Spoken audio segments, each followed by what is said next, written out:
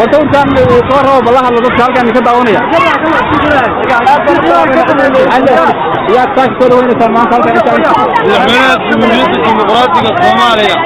بدنا فرماتشو لا بدنا صار وين لو يجي او جانا الصومالية عادوا halkan miyaad joogtay meel waxaan ugu yimid gobolka Maroodijeex gobolada waqooyi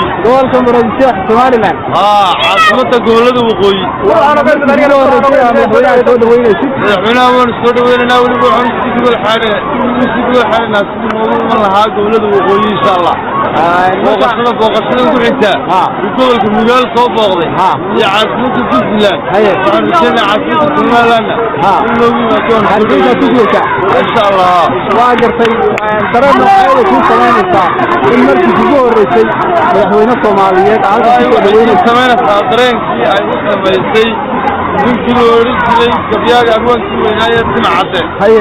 ulaha Soomaaliya calan taagsan taaka ay ugu horeysay aan sidii yahay eege kinasi kanasar saddex wiig iyo maalmo waraadaan cunu waayo sarnagama yaabo sari maysa naftayde kinasi kanasar marka taaka waxa leedahay waa xilli wadani marka hadaan qadaynba uma saraysa gaajado doonta calanka guuga hargeysan uu soo gabiyay ayaan hoos joogaa maanta waa gartay Soomaalida halkan ka daawanaya oo fursad u helin maanta maxaa leedahay waxaan lahaa Soomaalida aan fursad u helin Soomaalidu waa mid kulli beelna diin beelna afbeelna kala maarano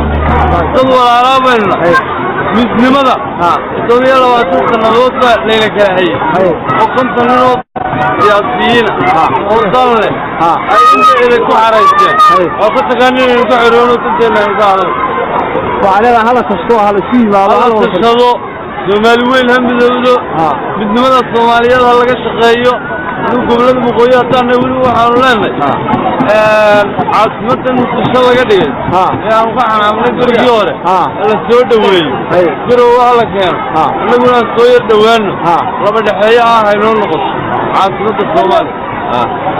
aad baad u mahadsan tahay fikirka qiimaha badan ee soo gudbisay dareenkaaga soo dhaweynta maanta ku aadan